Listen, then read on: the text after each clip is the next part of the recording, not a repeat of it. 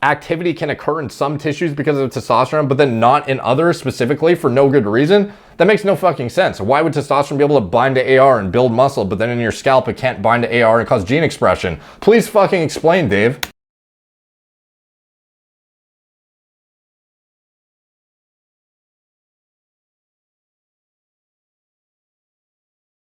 What's up guys, Derek from PlateSmartAids.com. Today we're going to be reacting to Dave Asprey, the real culprits behind hair thinning and hair loss. This guy is the maker of Bulletproof Coffee, which is a pretty well-recognized brand at this point, and he's known as a biohacker, one of these guys who is trying to find next generation ways to improve his health and performance, and very longevity minded. So there's sort of some intersection to some extent with my content, and frankly it aligns very closely with my interests, at least, even if I don't post about it all that often. So expectedly, because this guy must know fucking everything, he has the answers to the real culprits behind hair thinning and loss. As we can I don't mean to be a dick, dude, but like off the bat, anything he says, he's pretty much saying I don't do this properly, or I am whatever I am about to be talking about, because as we can see off the bat,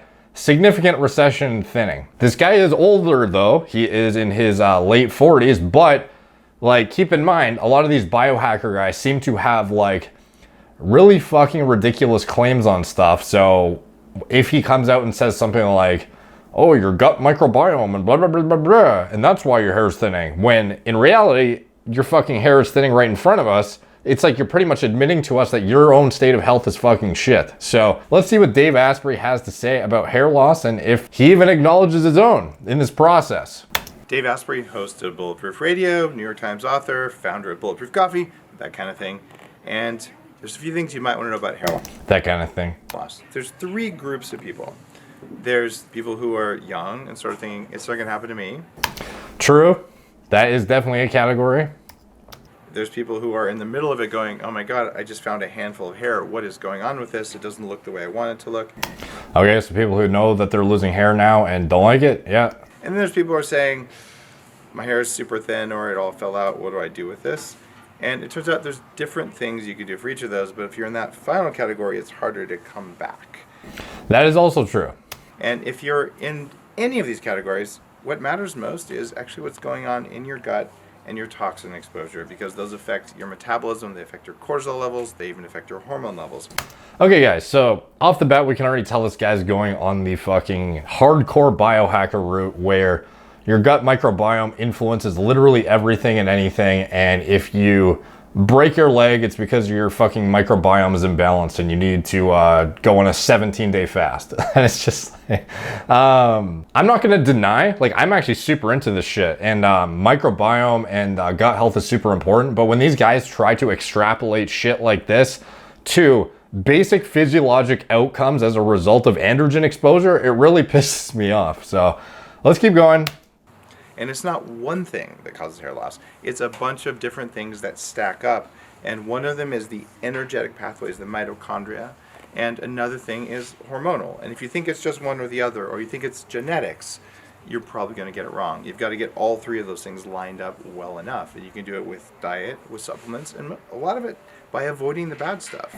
So this guy's basically saying, if you don't have all three lining up, it's not going to happen. So you're saying if you're genetically prone, but fuck, I'm not even going to go through the different scenarios, but he's basically just saying that you're basically inducing it on yourself if it happens to you, and it's not it's something that is controllable is what he is implying here. So it's some sort of issue that could otherwise be resolved through simple some sort of health management, which is we're literally staring at this fucking guy's head, which is thinning and receding, while he's trying to tell us about, it's one thing to acknowledge, like, okay, if this is androgen exposure, if I have thinning or receding, it's because I'm genetically prone and my androgen levels are high enough that it causes miniaturization. But like, when you're coming out and trying to tell me that it's something to do with your like diet or lifestyle, like 99% dictated by that, and it could otherwise fix these other three things that will only cause hair loss if in alignment with your lifestyle fucked up, you're pretty much telling to me that your lifestyle's fucked up, but you're still gonna tell me how to fix it. So, I don't know. So if you're one of those people who has lots of hair coming out all at once, well, here's what's going on. You have an issue with short-term stress, most likely, if it just started happening. In other words, it's going to stop if you recover. So he's basically outlining telogen effluvium, which is a state of stress, or if it is chronic stress, then yeah, you can keep having shedding, which is not essentially, does not necessarily indicate androgenic alopecia. It could be, I'm sure you've seen, you've probably even heard of, like, you know, people in stressful situations, their hair falling out. That's a pretty normal thing for people to have heard of as they were growing up. But how common is like alopecia areata, or like states of health where you have a giant shed caused by telogen effluvium as a result of stress that is otherwise misinterpreted versus androgenic alopecia? It's like so fucking infrequently. It's almost always, if you have significant thinning or loss, I can almost guarantee you it's a result of androgens and not because you're not meditating enough. So what it comes down to for you is you've got to actually take time to support your adrenal glands and to recover from a burst in cortisol. If you have a different problem where it's just always falling out, you probably want to look more at your hormone levels and your thyroid levels. Because if your thyroid hormones are low, guess what? Your hair is likely to start falling out. In fact, yeah, so if you're hypothyroid or if you're hyperthyroid, then that can cause shedding as well. Is that necessarily androgenic alopecia like he has? No, it's not, but it can still cause hair loss. But again, there's two things that need to be taken into account. There's stress-induced states of shedding, that's macro and micronutrient deprivation, that's shitty sleep, that is, you know, cortisol and adrenal imbalances like he's addressing. Anything that can cause temporary shedding is not necessarily something that wouldn't just fix itself by fixing that lifestyle thing. That's all, you know, well and good. If you have fucking Hashimoto's thyroiditis, if you have any kind of autoimmune disease, there's things that can cause hair loss that are not actually male pattern baldness, androgenic alopecia, miniaturization of hair follicles. But for the majority of us, we're going to fall into this side of the camp where none of this shit is going to be what fixes this. Like, yeah, it's great to have all this stuff fixed and maxed out so you have a high level of health and a good quality of life and you don't get any shedding from this. But what is addressing the DHT and testosterone and other metabolite androgens in your body? Fucking nothing? If you're just sitting there? in fact, it'll probably do that more so than if you've got an issue with testosterone or sex hormone binding globulin, which can be for the third group of people where you want to look at your hormone levels. So he's basically asserting that all the shit he mentioned previously is more important than your testosterone or your balance of free androgens to bound androgens. When I'm assuming that's what he means by your SHBG and your testosterone levels, because he doesn't really elaborate further, but he's asserting that all this shit is way more important than this shit. And it's like, I will acknowledge that this shit is more important for your health, but for your actual hair, this shit is basically what matters, unfortunately. Because at the end of the day, your fucking next door neighbor, the chick who goes out on weekends and gets shit-faced all the time and eats McDonald's with her friends every weekend and is on fucking liver toxic birth control medication, shut down herself and on purpose and lives a horrible lifestyle and goes gets them blacked out on every weekend. She has her hair, and guess what? You're fucking miniaturizing, buddy. That's just how it works, because it has to do with your androgens at the end of the day. So is it a short-term stressor? Is it a long-term stress that you need to recover from? Or is it just getting down to you've got some hormones going on? A lot of people think that testosterone causes hair loss, and that is not true. Where is your fucking evidence, dude? What do you think anabolic steroids do? Like, do you think that... Okay, here's a challenge to you, Dave Asprey. Go take 500 milligrams of drostanolone per week. Go take any anabolic androgenic steroid, which shuts down your testosterone and DHT levels. You'll have no DHT in your body, but you'll have all of this anabolic steroid in your body. Do you think you're going to be immune to hair loss now because the DHT is out of your system? Like, are you about to present to me that DHT is the only thing that causes hair loss? Please, elaborate.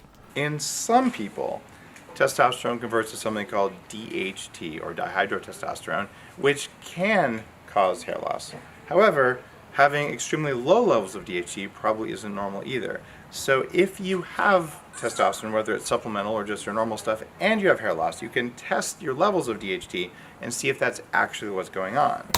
Okay, so when it comes to testosterone and the biological impact of it, these things interact with the same receptor. It's not like there's a testosterone receptor, a DHT receptor, a fucking trenbolone receptor. There's an androgen receptor, and this is what transcribes effects in tissues and causes gene expression. So when you're looking at testosterone, like I made a video on this before where I actually showed not only clinically, but anecdotally, what crushing my DHT levels to 0 did with a high dose of dutasteride. I literally had prepubescent female fucking DHT levels and titrated my dose of testosterone up and still induced hair loss. It's not fucking just DHT. DHT is significantly more androgenic than testosterone. Yes, it has a much higher binding affinity, so it's much harder to deal with.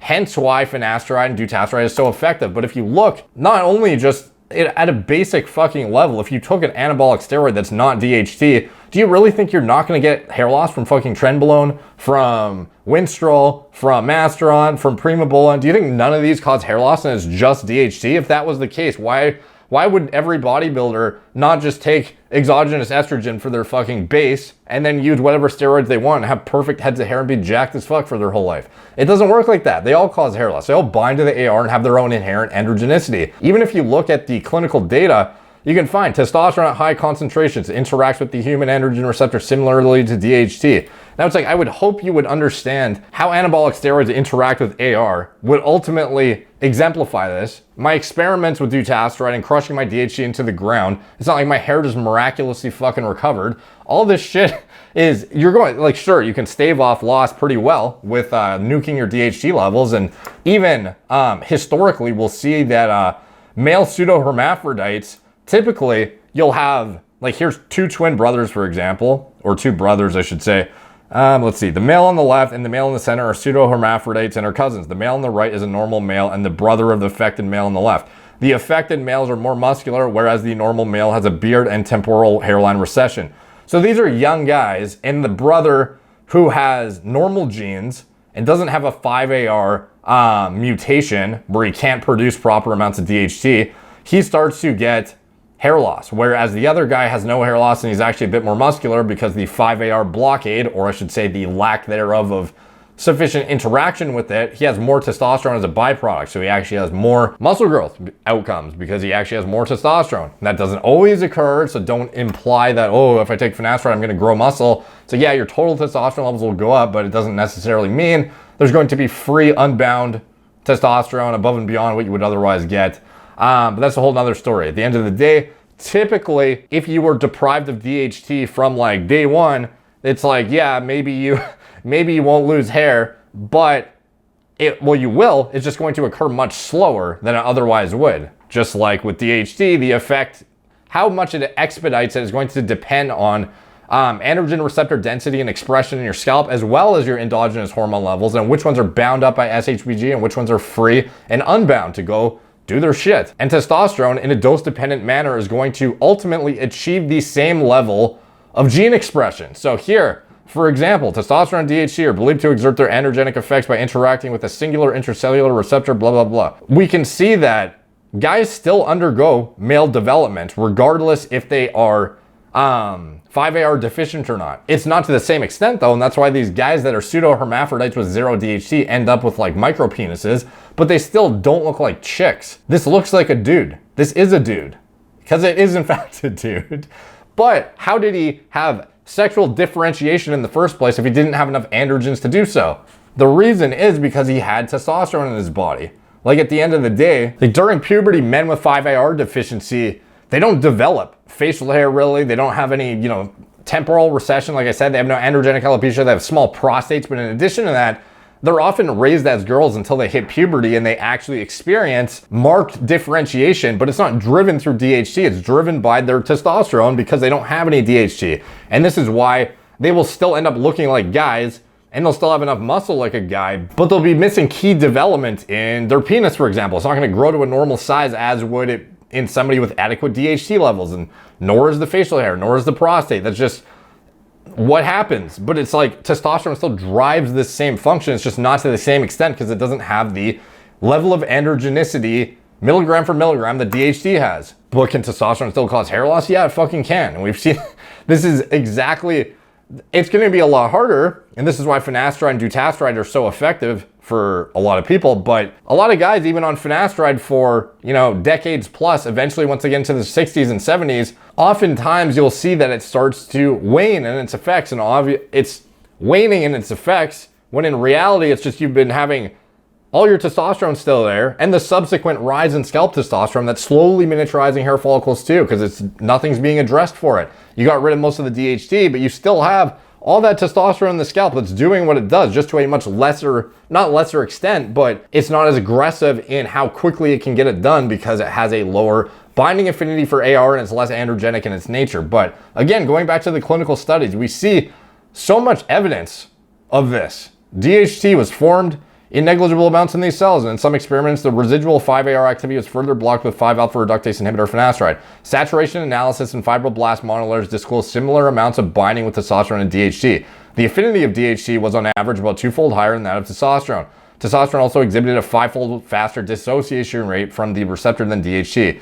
Blah, blah, blah, blah. Our results suggest that the weaker androgenic potency of testosterone compared to that of DHT resides in its weaker interaction with the AR, most clearly demonstrable as an increase in the dissociation rate of testosterone from the receptor. When present in relatively high concentrations, however, testosterone overcomes this defect by mass action. In other words, testosterone does the same fucking thing through the AR if there's enough of it there. And if there's not enough of it there, it'll do it just in a slower manner. So it's still gonna do the same shit, just not to the extent that the endogenous amount of DHT would. Another study, we have prostatic involution in rats induced by a 5-alpha reductase inhibitor SKNF 105657, role for testosterone and androgenic response. These results demonstrate that if the prostatic testosterone content is elevated to sufficient levels, androgenic effects are induced without a requirement for an elevation in prostatic DHT content. Thus, the conversion of testosterone to DHT appears to function as a means of amplifying androgenic stimulation in the prostate. However, it is not solely responsible for it. In other words, testosterone can still do it itself. This is even in the presence of a 5-alpha reductase inhibitor as per this study here. So circling all the way back to fucking Dave Asprey, testosterone can still cause hair loss, or else there would not be people maintaining androgenic features when they're on dutasteride or finasteride, really. You would have guys fully losing their body hair, fully losing their beards, experiencing permanent fucking feminization. You would not have people with functioning fucking dicks and shit. This is just... Anyway, like for somebody to claim that androgenic activity can occur in some tissues because of testosterone, but then not in others specifically for no good reason, that makes no fucking sense. Why would testosterone be able to bind to AR and build muscle, but then in your scalp it can't bind to AR and cause gene expression? Please fucking explain, Dave. In my case, I actually don't make lots of DHT for my testosterone, so I'm probably safe from that pathway. So you don't even make enough DHT, you make a low amount of DHT, but you have hair loss. Are you not a fucking perfect representation then, potentially, of why testosterone still plays into the equation a bit? I don't fucking know, dude. But that doesn't mean that other things like thyroid hormones or toxins or metabolic irregularities couldn't affect hair. So you can get off the idea that testosterone causes hair loss. It doesn't. You're such a horse shitter, dude. Just stop talking about this if you don't know what you're talking about. Like, you don't need to be a master of all areas. Like, I get you're fucking bulletproof, dude, but come on. Like, this is so misleading, and I can't stand this information when guys put out stuff that makes it seem like, oh, just take our natural supplement over the counter to correct your, your iodine deficiency that you have because you didn't fucking buy the right salt. It's like, dude, this shit is like, this stuff is not going to be the answer to this stuff for 99% of us. It's androgenic alopecia, dude. This is what you have. Like, are you in fucking denial? I don't understand. However, whether you're a man or a woman, if you have a relatively high amount of testosterone and it converts to DHT and it's one of the problems in your hair, it can be a cause, but it's not the cause. Dude, like, you couldn't sound like more of a fucking noob when you're talking about this. Like, when you look at this guy, like, are you asserting that your fucking daughter and wife are healthy and you're just not? Like, why would your hair be not perfect then if it came down to all this stuff? Like, you're asserting that, okay, you're just too stressed out, your microbiome sucks, you have fucking toxins affecting you, you're hypothyroid, but everyone else in your family and every other woman on planet who has like no adherence to you're a biohacker, dude. You're like the pinnacle of optimizing fucking everything. And then there's all these people in the world, all these chicks that have no idea about any of this shit, and they all have better hair than you and better hair than me. Is it a result of them knowing way more than us and having less exposure to toxins and shit, even though they're covering their faces with fucking toxins every day with makeup and cosmetics and fucking eating shitty and popping birth control and stuff? Like, no, dude, come on. Like, have some common sense, man. Like, this is a biohacker's head of hair right now he's a fucking rich biohacker who optimizes everything, and yet his head looks like this.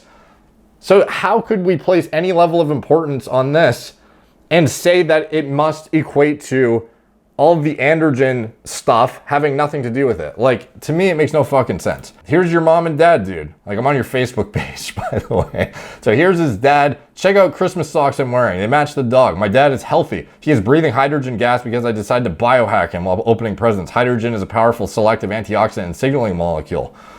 So his mom has a head of hair and his dad doesn't.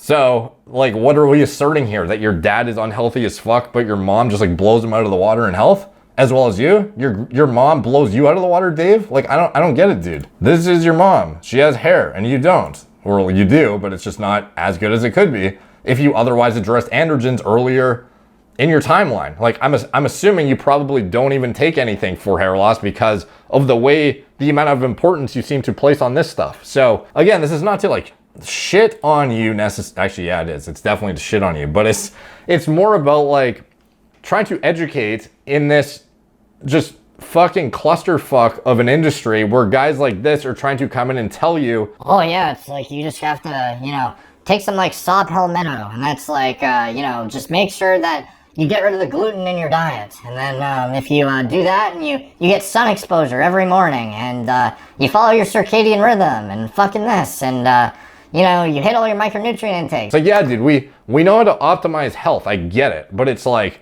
do you think that my fucking 900 nanogram per deciliter test level and my high normal free DHT from having this optimized lifestyle that's making me feel great and having all this great androgen production and shit and building muscle and being a top tier, like, fucking alpha male dude, biohacker, motherfucker, do you think that this is not going to, I'm just immune to hair loss because my lifestyle is spot on? Like, no, dude, it doesn't work like that, as you can see yourself.